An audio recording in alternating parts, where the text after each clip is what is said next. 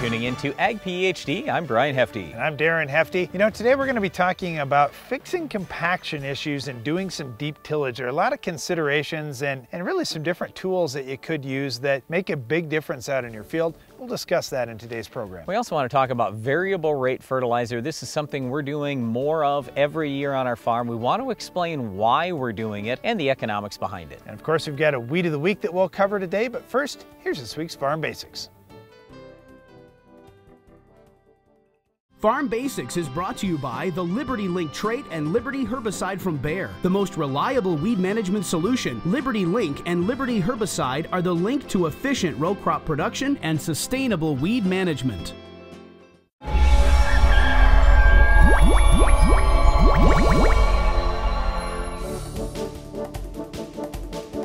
During our Farm Basics time each week, we try to talk about things that farmers are working on and especially relate those to non-farmers. So if you're a non-farmer, we just want you to know that one of the big concerns that we as farmers have is keeping our valuable soil in our field. In other words, reducing erosion. We are in the perfect spot to be talking about this. We're right on a hillside on our great-grandfather's farm. And you think about that, we're the fourth generation of our family to be farming this ground. And we're on a hillside. How important is it to keep that topsoil there? You think about it, and over the years around the world, we've seen a lot of erosion where the soil, the topsoil specifically, runs off those hillsides and ends up either in the valley or in a river or in somebody else's land. We want to keep that valuable topsoil right where it's at. In this case, you know, here we go, 100 years, more than 100 years after our great-grandfather started farming this ground, we're still farming the same land. That topsoil has been very, very valuable to our family. Here's the other thing. It's not just the water that's taking this away, it's also the wind. And this is one of the reasons why, if you go back to the 1930s, why were a lot of shelter belts put up after the 1930s? Well, it was obviously to reduce that wind erosion that was occurring back then. In addition to that, today, we as farmers are leaving a lot of residue out in the field. Like where we're standing even, it was harvested, but you don't see any tillage here. There's all this residue that's sitting out here. That helps hold the soil in place. The important thing that we talk to farmers and non-farmers about all the time is the little dust that floats in the air is tremendously valuable. That's full of valuable nutrients. We want to keep that on our field because that's worth a lot of money to us. Well, you know, Brian talked about reducing tillage, and that's a big thing if you want to try and keep soil in place. The other thing that farmers are doing, whether they're doing conventional tillage where they're tilling all the ground up, or whether they're doing strip till where they're just tilling a small strip where they're going to plant and leaving the rest of the soil untouched, or if they're in no-till, is using cover crops. So as soon as this crop is done growing, if there's enough growing season left, farmers will plant something else out there just to protect the soil and hold it in place. It's that important to farmers. Cover crop seed will cost somewhere between $10 and $30 an acre for the seed, but farmers are willing to invest that. That's how much topsoil is worth to them. Another thing you'll find very often on our farm is grass waterways. And the reason why is reducing tillage, cover crops, just planting lots of crops, period, will help hold soil in place. But sometimes we'll get just huge rains. I mean, we had a couple of 4 to 6 inch rains last year on our farm. Well, there's such a flow of water when we have hills like we do on some of our land that the soil just can't support that kind of rainfall without eroding unless there is grass down there. So in other words, we sacrifice some of our crop area to have permanent grass in those areas where a lot of water may be rushing. Well, the other thing that we'll do is when we get close to rivers and streams, and you see this across the country, is plant what's called riparian areas. So as water is coming off a hillside, for example, before it can get to the river or lake, farmers will plant grass along the water body. Then a little bit further in, they'll also plant some trees and bushes and do everything they can so any soil that may be washing down with that water will have a chance to get filtered out before it makes it into a river or stream or lake. That's a big thing. So we look at grass waterways, we look at riparian areas, reducing tillage, planting cover crops. There are a number of things farmers are doing to hold the soil in place on their fields. And if you ever don't think that the farmer is doing a good job today compared to 100 years ago, I want you to think about those 1930s and just understand that back in 2012, so not very long ago, we had the worst drought since the 1930s, and you didn't hear anybody talking about the Dust Bowl or dirty 2012 or anything like that, did you? Farmers have made major advancements to reducing erosion. It's a huge thing. Well, one other thing farmers are doing a great job on across the country is controlling our weed of the week. We'll show you how to get this tough weed under control coming up later in the show.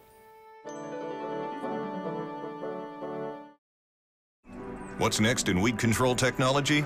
Roundup Ready 2 Extend soybeans will provide tolerance to dicamba and glyphosate and will be built on the Genuity Roundup Ready to Yield trait.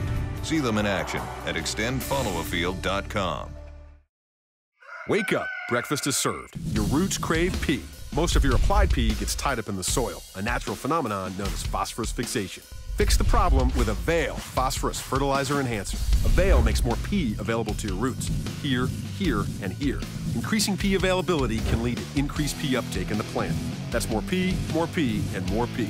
More phosphorus for your crop can mean more results in your bin. An average of 9.6 bushels per acre of corn. Breakfast is served. Supercharge your P with Avail. Looking to maximize yield? Quick Roots is a microbial seed inoculant that allows the plant root to explore a greater volume of soil, the key to higher yields.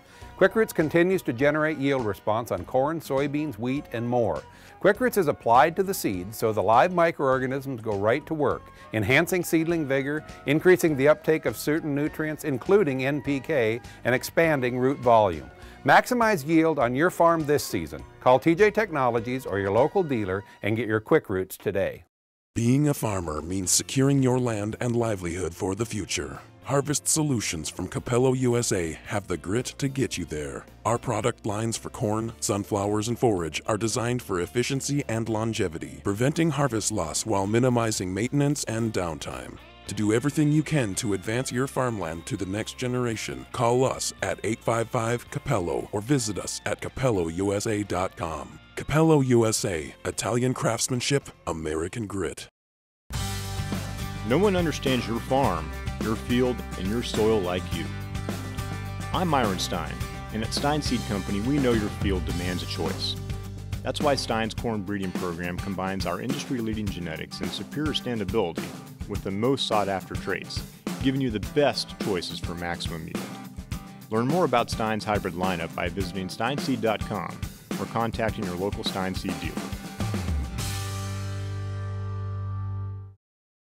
A proven herbicide for decades, dicamba can provide burn-down residual control of tough and resistant weeds for up to 14 days. That's another reason why farmers will use dicamba for years to come. Brought to you by Roundup Ready Plus Weed Management Solutions.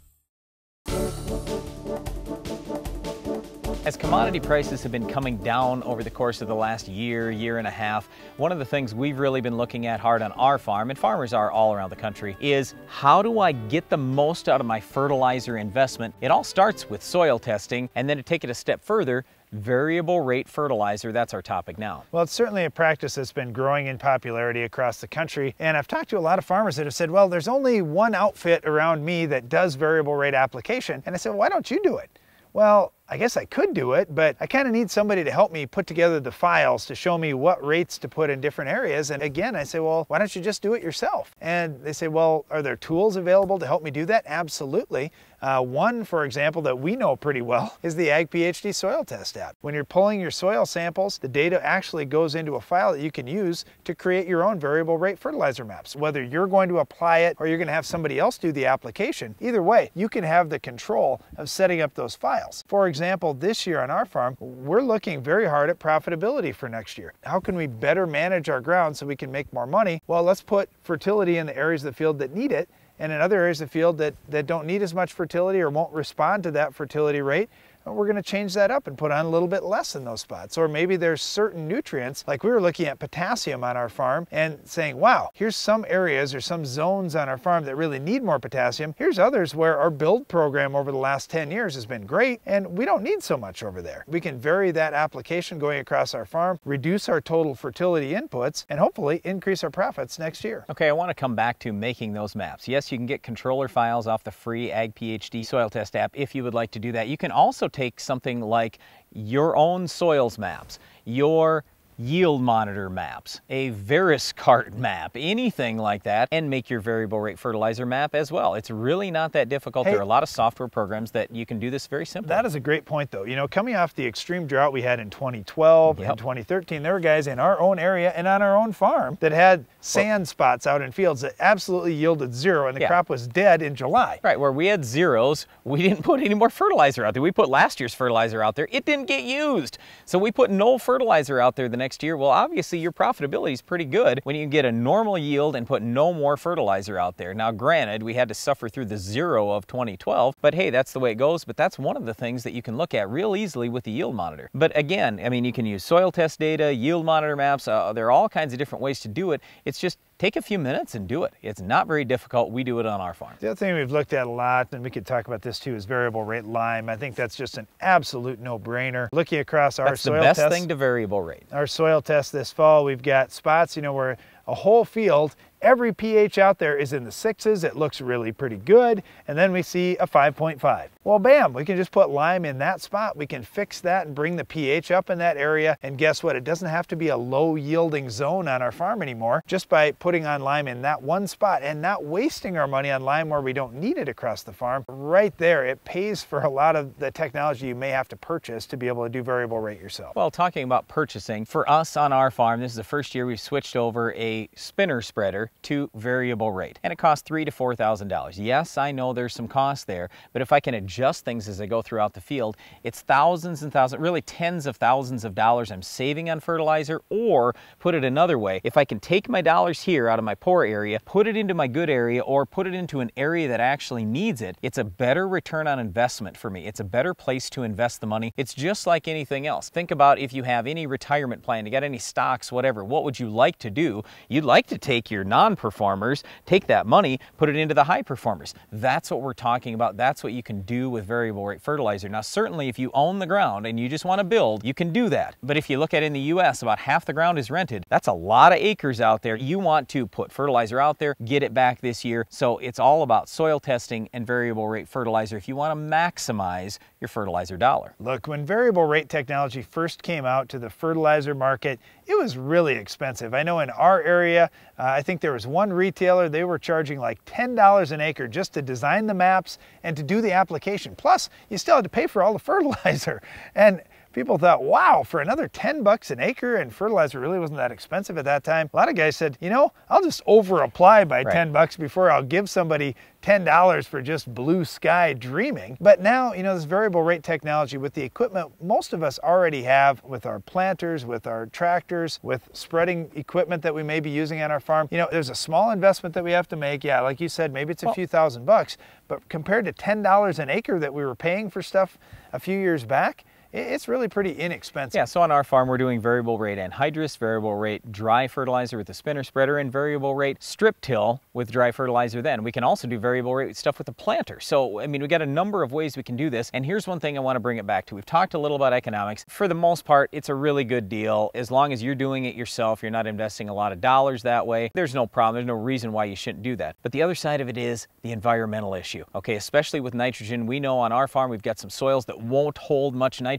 I want to cut those rates back to make sure we're not going to lose that nitrogen. So it's a really big thing. It's important not just for your economics, but also for the environment. Well, one other thing that's very important on the farm is controlling our weed of the week. Can you identify this week's weed? A farmer's attention to detail is what makes the difference. You take the time for service management because you know how vital it is to your operation. You service your field like everything else because soil sampling makes all the difference and gets the results you want. Download the app Soil Test Pro and start grid sampling today. Keep your farm growing strong. The more you test, the more you know. Hi, my name's Kalina Gillespie and I am the Senior Customer Service Manager for Agriculture Liquid Fertilizers. But I am also the mother of a United States Marine Corps reservist, and that is one of the reasons I wanted to find a way to help our military men and women. Agriculture Liquid Fertilizers has decided to join forces with me and Operation Homefront in giving back to these military men and women. They will donate a penny per gallon delivered in the month of November and a penny per gallon ordered in the month of November. My data is mine, not mined. Mine to share, mine to keep. It's mine when I want it. Mine where I want it. And only mine. My data is mine to analyze. Mine to put to work. Mine to control. It's mine. The AFS Connect Farm Management System from Case IH connects you, and only you, to the information you need most from your equipment, from anywhere, at any time. AFS Connect, only from Case IH. It's a humble idea. Use a biological process to turn a plant into a power source. From that idea came the first POET refinery. One biorefinery in one town turned into 27 facilities in 27 towns, creating new local jobs, producing hundreds of millions of gallons of ethanol, and providing renewable products around the world. Suddenly, that one little idea seems a whole lot bigger. See the world differently with POET.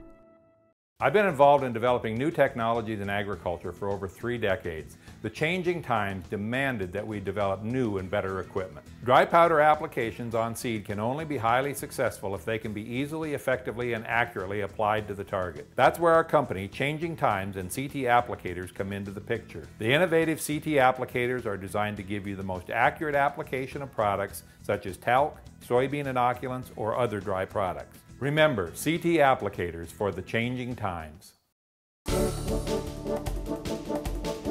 Each year in the fall, we get questions about deep tillage. What do we think about deep tillage? What are the advantages and disadvantages? Anything new coming? What should we do, especially to manage all this residue we have coming off a big crop year? Well, I think that's really the key. You know, if guys have increased, and maybe you're one of them, populations of corn, and we had a great yield. We got all this residue out in the field. And I mean, I can just look across this field and see, wow, we got quite a bit of residue out here to deal with. Yeah, doing deep tillage and blackening that field up is a way to get rid of some of that residue, get that breakdown process sped up quickly, and also end up with a more even seed bed going into next spring. Yeah, but here's the problem. You talk about burning up the residue. It also burns up organic matter that's in your soil a lot faster. So if you look over the last 100 years in the United States, what have we done with organic matter levels? We have continued to decrease those on the farm. That's not a good thing long term. So ideally, if you're going to do a whole bunch of deep tillage year after year after year, you better be using cover crops, manure, lots of high rooting crops like corn, for example, that have a tremendous amount of roots and a tremendous amount of residue, so you're not depleting your organic matter very quickly. So there is a downside to this deep tillage. The other thing is, if you deep till to the same depth all the time, chances are you're going to create a hard pan there. So whether you're plowing,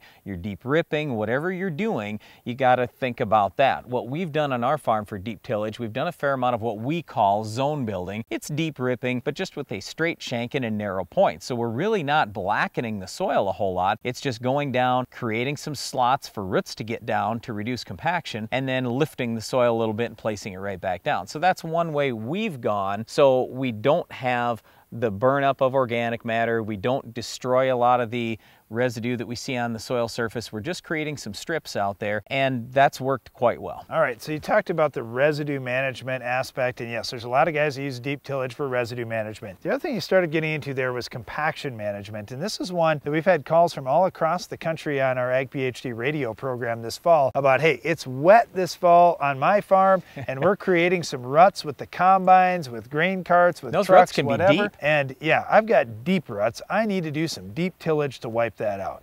You know what? I totally get it, and hopefully you were able to control those traffic patterns so you just have certain areas of fields they have to do this deep tillage in. But in the case that you've got those ruts all across the field and we have to do some broad scale deep tillage, yes, this is definitely something we have to look at. We want to make sure that we're getting underneath those compacted areas. Now, I do have people every year that say, wait a second, what about freeze-thaw effect? You guys are way up north in the country. Aren't you up in the Dakotas? I'm like, I'm in South Dakota. And you know, yes, it's a long ways north, but hey, you know, we do get a freeze-thaw effect, and that can be beneficial. For some of the compaction that we've got, like vertical compaction, yeah, you can get some breakup of that with the freeze-thaw effect, but a lot of times that horizontal compaction that we've created, whether it's from doing tillage at the same depth all the time, or just that we packed things down because we were wet in the fall, a lot of times that freeze-thaw effect just swells up those compacted layers, and then in the spring they just settle right back together again.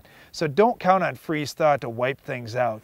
Another good example I've got is wagon trails. You can still see some of those tracks from the wagon trails in undisturbed ground in the northern part of the United States. So freeze-thaw was going to fix it. You would have thought in over 100 years it might have done the job, but it hasn't. We just encourage you to take a look at what all the options are. In some cases, in fact in many cases, deep tillage really can help you. Deep tillage definitely has its benefits. Well, one of the benefits of deep tillage is wiping out the weeds that are out there at the time. Is our weed of the week one of them? We'll show you coming up next.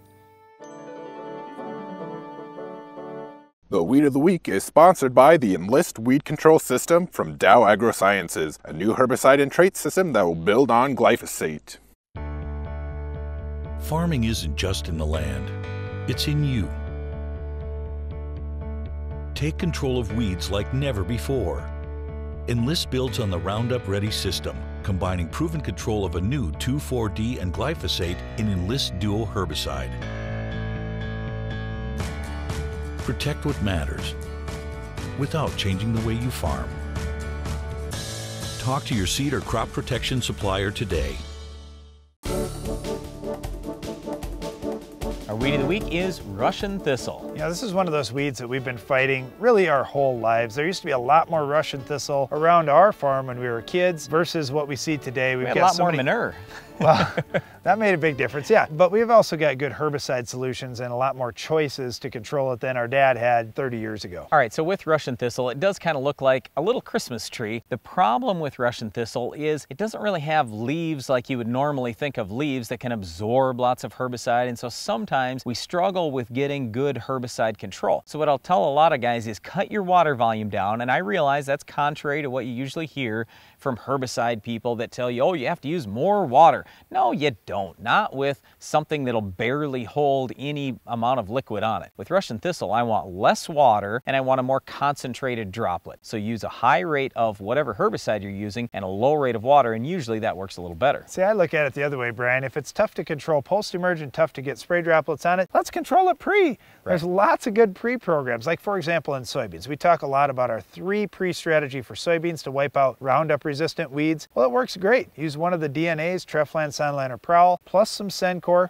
plus either Authority or Valor. We can do a great job on Russian thistle. Yeah, absolutely. All right, so with wheat, when we talk about Russian thistle and wheat, it absolutely has been a problem over the years. Fortunately, we've got a great herbicide option that we didn't have even 5 years ago, and that's Sharpen. Sharpen is fantastic. You'll find it in some corn and some soybean herbicides too, but using straight Sharpen at a good strong rate pre-emergent wheat, and I know you may not have used a pre in wheat before, but this is lights out on a lot of the broadleaf, especially Russian thistle. We have found some Russian thistle that are tolerant to ALS herbicides and even some other herbicides. So starting with Sharpen usually is the best way to go. Post-emerge, personally, I like Husky. I think that's going to give you the best results. Especially at a high rate. I like bumping it up to the full labeled rate. Yep, if you want to try wide match combined with one of the addition products or something, you can do that as well, but I like Husky. Okay, we're turning to corn. I like Sharpen used pre-emerge in corn, but you can buy it in a product called Verdict. So you get Outlook plus Sharpen, 2 modes of action. It's going to do a nice job pre-emerge or pre-plant incorporated, I guess you could do, but it's better in a burn down or pre-emerge. Then post-emerge, you've got Status. It's going to be great on Russian thistle. The last thing I guess I'll say about Russian thistle is, for the most part, we've had pretty good success using Roundup or Liberty. We haven't seen this particular weed be Roundup resistant or anything like that yet, at least. But like I said a little earlier, you want to use a lower water volume and a higher concentration of either Roundup or Liberty, and you should get a little bit better success. Well, that's all time for this week's weed, Russian thistle, but Iron Talk is coming up next.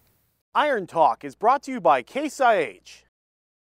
The AFS Connect Farm Management System from Case IH connects you, and only you, to the information you need most from your equipment, from anywhere, at any time. AFS Connect, only from Case IH.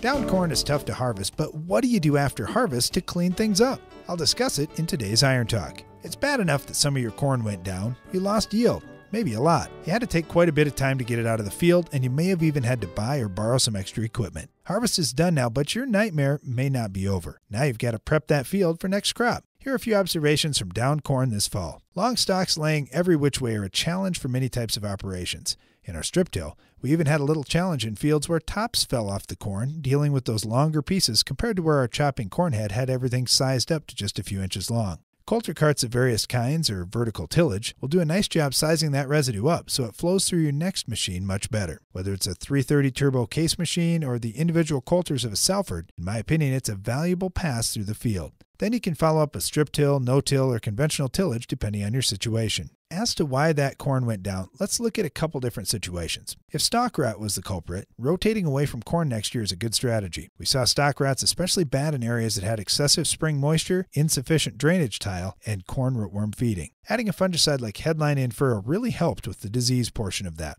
In some cases, the planting population was too high for the fertility levels in the field. Make adjustments to your fertility program and planting populations going into next year to avoid a similar fate. Focus on potassium, manganese, and copper for better standability. Down corn is bad. If there's still time to clean things up this fall, or if you have to do it early next spring, vertical tillage is probably the best option. That's all for today's Iron Talk, and now back to the show. It's easy to stay busy on your farm over the winter, hauling grain, getting ready for next spring, or a host of other jobs that always seem pressing. However, if you want to make 2015 your best year ever, it's important to invest some of your time learning. I invite you to spend at least one day attending a free Ag PhD workshop. We have a new format, new information, and more tips to help you improve your yield and, most importantly, your profits. Go to agphd.com and register today.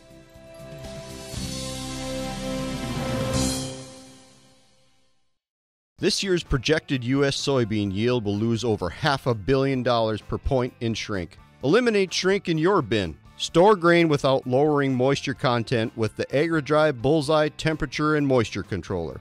The Bullseye monitors air temperature and relative humidity, allowing your fans to utilize the weather's natural condition to maintain your grain at market moisture.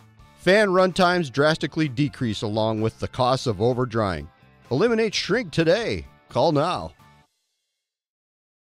For lower cost, higher production, Mandaco Agri leads with versatility unmatched. Twister is the vertical tillage unit for no-till as well as conventional tillage. Twister's ease of maintenance is forgiving in rocks and has contour conformity equaling zero downtime. Our hydraulically adjusted coulter angles make residue management easier, less costly. Spring or fall, the Mandaco Twister vertical tillage unit is the new leader. See your Mandaco Agri dealer. Visit northcountrymarketing.biz or call. You expect a lot from this seed, and as it grows through each stage of development, Agriculture Liquid Fertilizers is there, feeding your crop exactly what it needs when it needs it. So no matter how you fertilize, no matter when, AgroLiquid efficiently brings all the nutrients your crop needs for a great harvest. From 1 kernel in the ground to 600 on the ear. For better yields and better quality, Agriculture Liquid Fertilizers.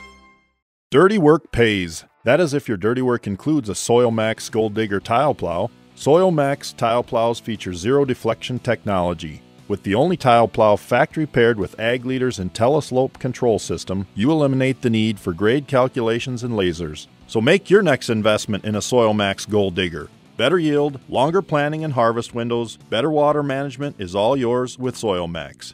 Visit soilmax.com. Closed captioning for Ag PhD is sponsored by Norwood Sales. On your farm, you need speed and year-round effectiveness in your tillage program. The Quick Till from Norwood Sales allows you to move quickly through your fields, maximizing time and improving yield. Constructed of heavy-duty materials, the Quick Till is ideal for both spring and fall applications, from preparing a healthy seedbed early in the season to breaking up corn residue after harvest. For more information about how a Quick Till can improve fields on your farm, call Norwood Sales today. That's all the time we have for today's show, but before we go, we wanted to remind you that Ag PhD Radio airs each weekday at 2 p.m. Central on Sirius XM Channel 80. That's the rural radio channel. And don't miss the next Ag PhD TV show, where we'll have another Weed of the Week, a Farm Basics Iron Talk, and a whole lot more. I'm Darren Hefty. And I'm Brian Hefty. Thanks for watching Ag PhD. Organic matter improves soil structure and tilth. It improves microbial activity and soil life. Organic matter allows soils to hold more water and nutrients for your crop. To learn more about building it, visit the Responsible Nutrient Management Foundation at rnmf.org.